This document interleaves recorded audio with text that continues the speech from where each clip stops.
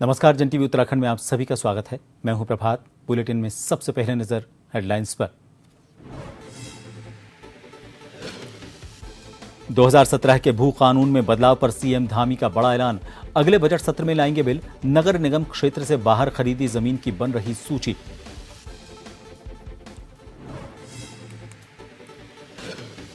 मुख्यमंत्री की मौजूदगी में भाजपा ने की मंडल स्तरीय समीक्षा बैठक। प्रथम चरण के सदस्यता अभियान का लिया फीडबैक। अब तक बने 13 लाख मेंबर।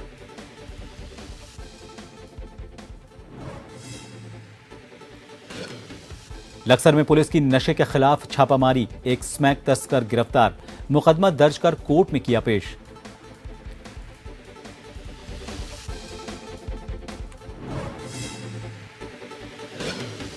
रामनगर के सरकारी अस्पताल में मिली अव्यवस्थाएं। निरीक्षण में सीएमओ का चढ़ा पारा। मरीजों को बेहतर सुविधाएं देने के दिए निर्देश।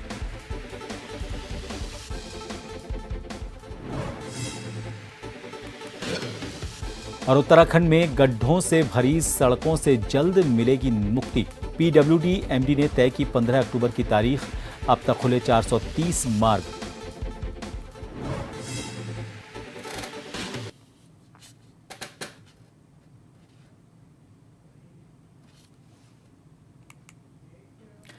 उत्तराखंड के मुख्यमंत्री पुष्कर सिंह धामी ने कहा है कि उत्तराखंड सरकार भू कानून और मूल निवास जैसे मुद्दों को बेहद संवेदनशीलता से देखती है। लिहाजा अगले बजट सत्र के दौरान प्रदेश की भौगोलिक परिस्थितियों के अनुरूप प्रदेश में भू कानून को पेश किया जा सकता है। सीएम धामी ने उत्तराखंड में भी हिमाचल प्रदेश की तर्ज पर सख्त भू कानून लागू करने की मांग लंबे समय से बताई। अब इस दिशा में सरकार बड़ा कदम उठाने जा रही है और ऐसे में सख्त भू कानून के प्रावधानों को लेकर मुख्यमंत्री पुष्कर सिंह धामी ने भू कानून को लेकर सचिवालय में प्रेस वार्ता की। सीएम ने कहा कि उत्तराखंड में एक कानून प्रचलित है जिसमें नगर निकाय क्षेत्र से बाहर क्षेत्र में 250 वर्ग मीटर भूमि कोई भी बाहरी व्यक्ति बिना अनुमति के खरीद सकता है। प्रदेश में पहले से ही इस तरह का प्रावधान है, लेकिन संज्ञान में आया है कि इस कानून के बनने के बाद तमाम लोगों ने अपने ही परिवार के सदस्यों के अलग अलग नाम से जमीन खरीद ली। ऐसे जिन उद्देश्यों से नगर निगम क्षेत्र से बाहर 250 मीटर जमीन खरीदने का प्रावधान किया गया था वो उसके अंतर्गत नहीं आता है। इस तरह से जितनी भी जमीन है नगर निगम क्षेत्र से बाहर खरीदी गई है उसका विवरण तैयार करवाया जा रहा है और ऐसे लोगों को चिन्हित कर उनके खिलाफ सख्त कार्रवाई की जाएगी। इसके साथ ही जितनी भी जमीन इस तरह से खरीदी गई है उन सभी जमीनों को राज्य सरकार में निहित किया जाएगा।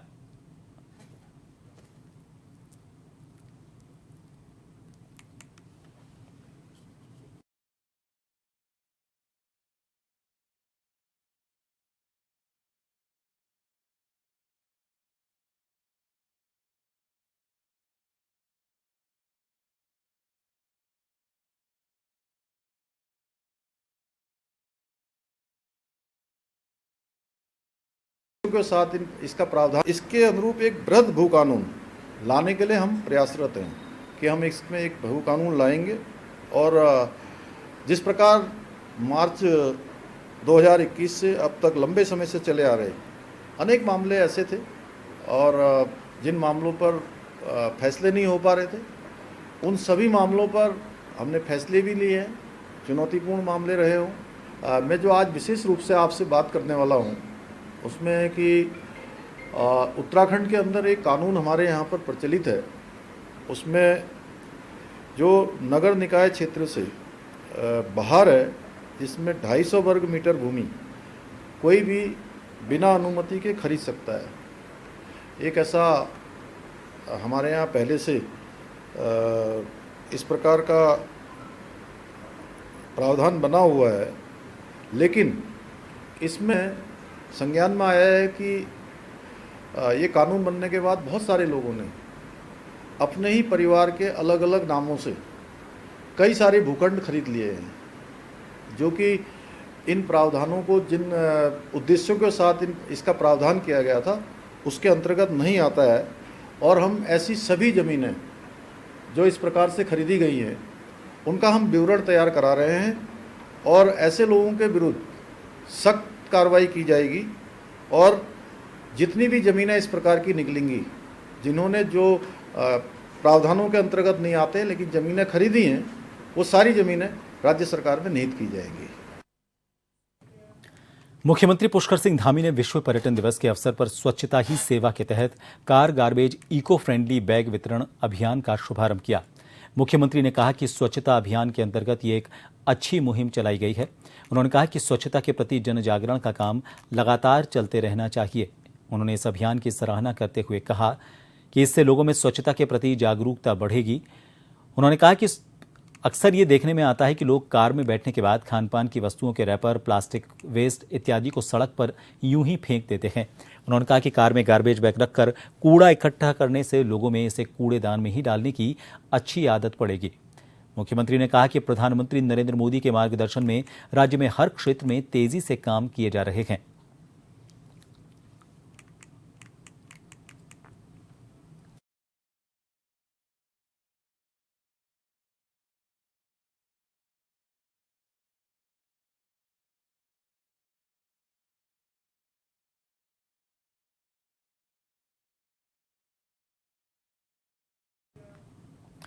उत्तराखंड में बीजेपी द्वारा सदस्यता पर्व के रूप में मनाए जा रहे सदस्यता अभियान को आगे बढ़ाने के लिए पार्टी के कार्यकर्ताओं और पदाधिकारियों को उत्साहित करने का काम किया जा रहा है।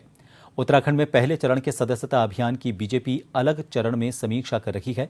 पहले चरण में पदाधिकारी और मंडल के संयोजकों को आमंत्रित किया गया था। दूसरे चरण में विधायकों और जिलों के प्रभारियों को बुलाया गया है और तीसरे चरण में पदाधिकारियों के साथ समीक्षा होगी। भाजपा प्रदेश अध्यक्ष महेंद्र भट्ट ने कहा कि प्रदेश में ऑनलाइन और ऑफलाइन दोनों माध्यमों से सदस्यता अभियान को चलाने का काम किया गया है। पहले चरण में 13,14,000 सदस्य बनाए गए हैं। सदस्यता अभियान की समीक्षा के दौरान मुख्यमंत्री पुष्कर सिंह धामी भी मौजूद रहे।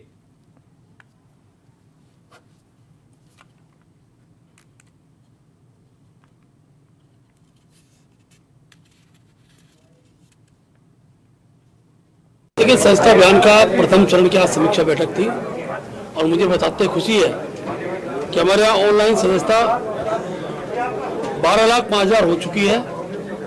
ऑफलाइन जहाँ मोबाइल फोन नहीं थे ऐसे अभी प्रथम चरण में 1,09,000 की सदस्यता हुई। लगभग 13,14,000 हमारी सदस्यता अभी तक की उत्तराखंड में हो चुकी है।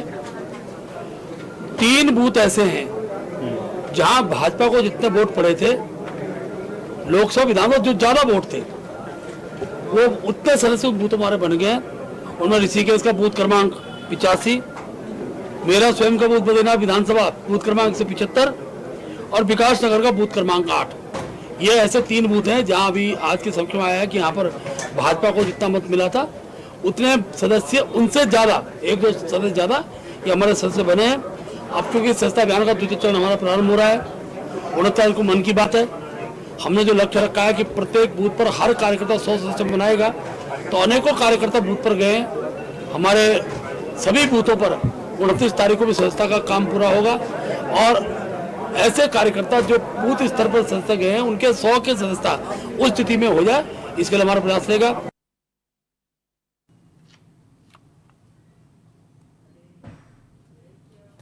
देहरादून के राजपुर रोड पर यूनियन बैंक कार्यालय के सामने यूनियन बैंक कर्मचारियों ने अपनी मांगों को लेकर एक दिन की हड़ताल की। देहरादून की कई शाखाओं के यूनियन बैंक के कर्मचारी सुबह क्षेत्रीय कार्यालय देहरादून पहुंचे और यहां जमकर नारेबाजी की। इस अवसर पर उन्होंने कहा कि अगर उनकी मांगें नहीं मानी जाती हैं तो वे अपना विरोध जारी रखेंगे।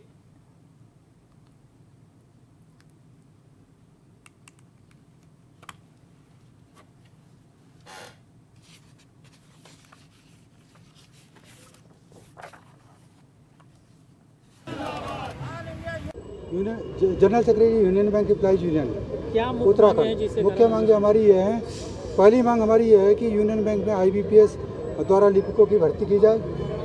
नंबर 2 मांग ये है कि बैंक में कार्यरत कैजुअल कर्मचारियों का समावेश करते हुए सभी स्टाफ की भर्ती रेगुलराइजेशन किया जाए। नंबर 3 मांग हमारी ये है कि बैंक में कार्यरत समस्त कैजुअल कर्मचारियों को निर्धारित मिनिमम वेज व बोनस दिया जाए। नंबर 4 है कि केंद्रीय कार्यालय मुंबई में दिनांक 23 जून 2023 को हुई मीटिंग में हुए समझौते को लागू किया जाए। और एक मांग हमारी एक जिसका विरोध करते हैं वो है हमारी बैंक में आउटसोर्सिंग कर गार्ड्स की भर्ती व बैंक में अप्रेंटिस के तौर पर लिपिकों की भर्ती की जा रही है, उसका हम विरोध करते हैं।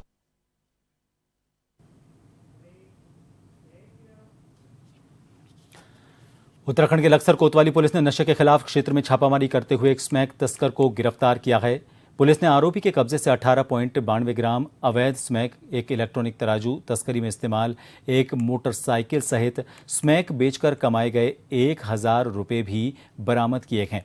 आरोपी स्मैक तस्कर आरिफ पुत्र रिफाकत लक्सर के ही जैनपुर मतलूबपुर गांव का निवासी है। पुलिस ने आरोपी के खिलाफ NDPS एक्ट के तहत मुकदमा दर्ज करते हुए उसे न्यायालय में पेश किया।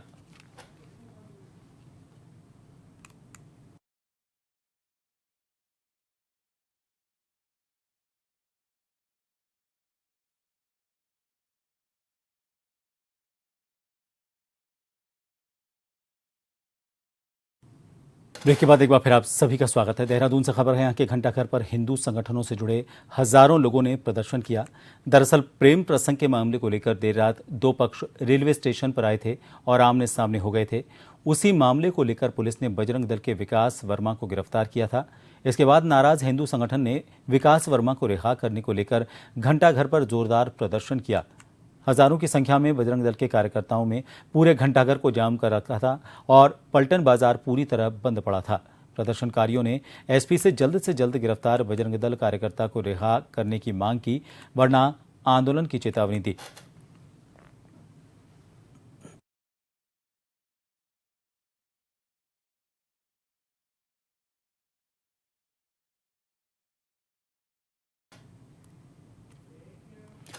उत्तराखंड के रामनगर में CMO डॉक्टर हरीश पंत ने सरकारी अस्पताल में छापामार कार्रवाई करते हुए अस्पताल में मिली भारी अनियमितताओं को लेकर कड़ी नाराजगी जताई।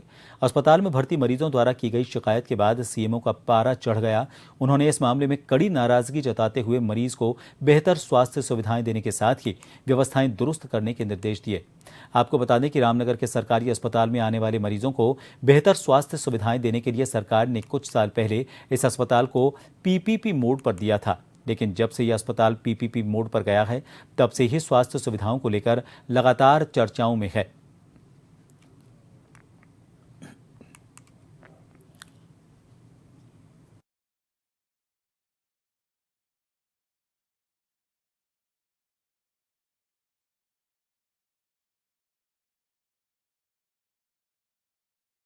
जैसा कि हमने आज निरीक्षण करा तो उसमें कई खामियां और अनियमितताएं पाई गई। PP मोड वालों से बता दिया गया है कि इस तरह की अनियमितता जब तक कि यहाँ पे हैं तब तक नहीं की जाए। मरीजों को इसमें दवाई उपलब्ध है, मरीजों को हर समय सहायता की जाए। जैसा कि 13 सितंबर से ऑपरेशन नहीं हुए थे तो हमने ये भी कहा है कि सीजर और जो ऑपरेशन होते हैं महिलाओं के, प्रसूत लोगों के, उनके ऑपरेशन भी किए जाएँ। और जहाँ तक आगे बढ़ने की है, अभी कोई ऐसा ऊपर से नहीं आया है। अभी तो 7 अक्टूबर लास्ट वो है। अगर ऊपर से कुछ आएगा तो उसके बाद देखा जाएगा, नहीं तो ट्रांसफ़र की कार्रवाई PP मोड से गवर्नमेंट के लिए प्रक्रिया जारी है। टनकपुर चंपावत NH को स्वाला में बंद हुए आज चौथा दिन है। NH बंद होने से रास्ते में कई मालवाहक वाहन फंसे हुए हैं। चंपावत सहित पिथौरागढ़ जिले की यातायात व्यवस्था पूरी तरह से चौपट हो चुकी है। NH की मशीनें लगातार सड़क खोलने का काम कर रही हैं, लेकिन सफलता अभी तक नहीं मिल पाई है। समस्या कितनी गंभीर है इस बात का पता इसी बात से लगाया जा सकता है कि NH के अधीक्षण अभियंता और अधिशासी अभियंता खुद मौके पर मौजूद हैं। उनकी देखरेख में NH को खोलने का काम लगातार किया जा रहा है। अधीक्षण अभियंता अनिल पांगती ने बताया कि NH खोलने के लिए रात दिन काम किया जा रहा है, लेकिन पहाड़ी में बड़ी मात्रा में मलबा अटका हुआ है जो लगातार सड़क पर गिर रहा है और इसके कारण काम करने में काफ़ी दिक्कत आ रही है। उन्होंने बताया कि NH के मजदूर जान जोखिम में डालकर काम कर रहे हैं। ड्रिलिंग कर सड़क में सरिया फंसाकर कंक्रीट की मदद से NH को धंसने से रोकने का काम किया जा रहा है।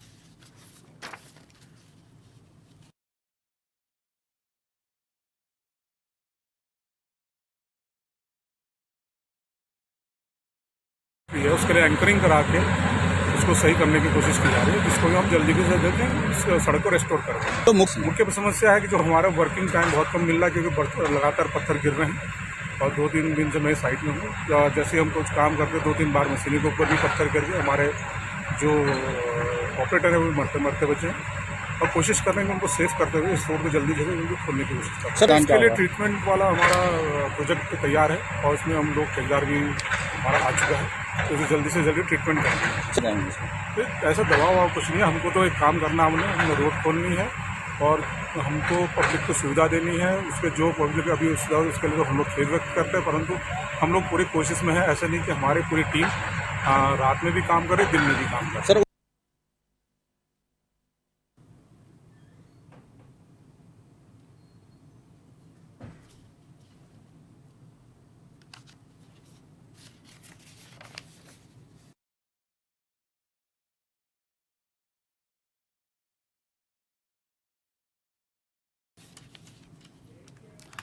स्वच्छता ही सेवा 2024 के अंतर्गत स्वभाव साक्षरता स्वच्छता संस्कार कार्यक्रम के अंतर्गत नगरपालिका परिषद जोशीमठ द्वारा विश्व पर्यटन दिवस के अवसर पर पर्यटन स्थल औली में एक विशेष स्वच्छता कार्यक्रम चलाया गया।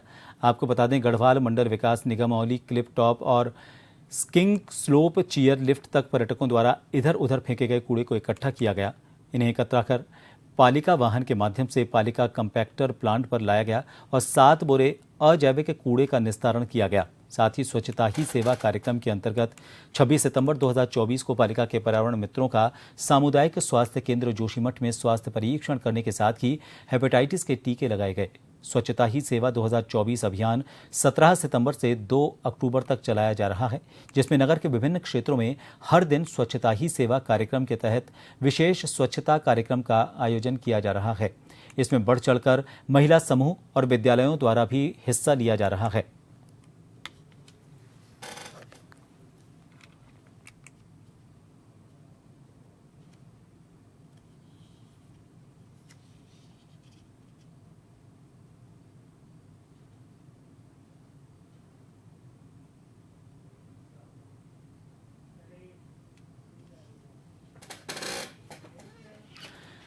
रामनगर में ग्राम पीरू मदारा निवासी एक युवक फांसी लगाकर उसने आत्महत्या कर ली। घटना के बाद जहां एक और मृतक के परिजन में कोहराम मचा हुआ है, वहीं पुलिस भी मामले की जांच में जुटी हुई है।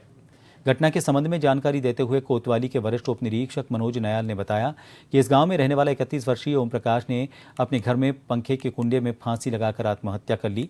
उन्होंने बताया कि प्रथम दृष्टया मामला पारिवारिक क्लेश का लग रहा है। उन्होंने ये भी बताया कि पुलिस जांच कर रही है। इस मामले में जांच के बाद ही जो तथ्य सामने आएंगे उसके अनुसार ही वैधानिक कार्रवाई की जाएगी।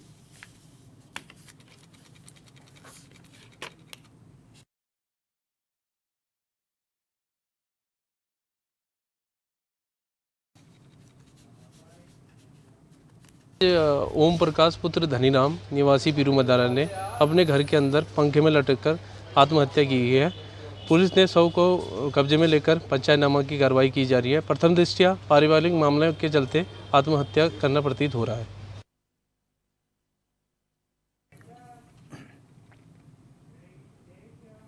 इन सभी खबरों के साथ फिलहाल के लिए इस बुलेटिन में इतना ही। नमस्कार।